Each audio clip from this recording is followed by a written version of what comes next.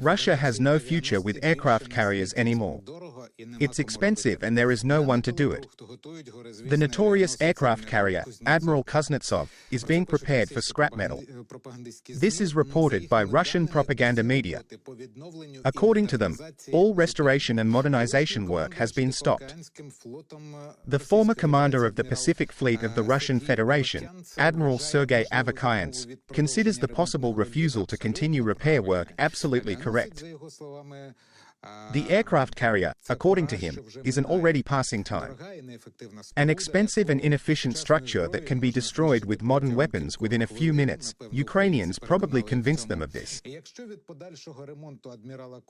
If further repairs of the Admiral Kuznetsov are refused, all that remains is to take it, cut it into scrap metal and dispose of it. Recall that in October 2018, the aircraft carrier Admiral Kuznetsov was seriously damaged in an accident with the sinking of a dry dock near Murmansk. Then in December 2019, a large-scale fire broke out on the ship itself. The leadership of the military fleet of the aggressor country first considered the issue of decommissioning the damaged ship, but then decided to repair and modernize it. Of course, it was the only aircraft carrier in Russia. It was planned that the Kuznetsov would return to sea for combat duty in 2022, but in December of the same year, a new fire broke out on the aircraft carrier, after which the ship was still left moored at the pier in Murmansk.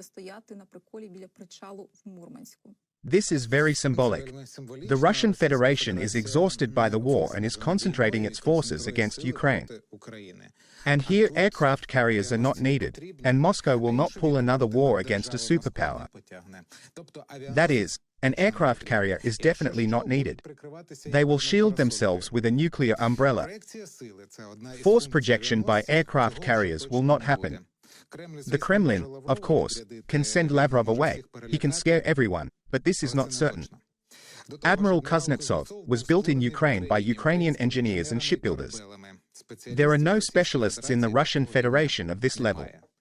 And to understand the contrast, after purchasing the unfinished Ukrainian aircraft carrier Varyag, China made it its fleet's flagship and produced 2 more copies. That Varyag is now called Liaoning, the pride of the Chinese fleet. So the economy of the Russian Federation can only bark at the economy of China or the United States, as in Krylov's fable beloved by Russians. Lavrov is in North Korea today.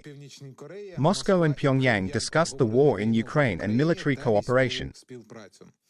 The foreign minister of the Russian Federation visited the North Korean city of Wonsan, known for its missile and naval facilities, which sometimes sink. In Pyongyang, Lavrov met with North Korean Foreign Minister Choi Seong-hee. The parties discussed the situation on the Korean peninsula and the war of the Russian Federation against Ukraine. In particular, Lavrov said that the Russian Federation saw no reason to refuse to help North Korea in the war.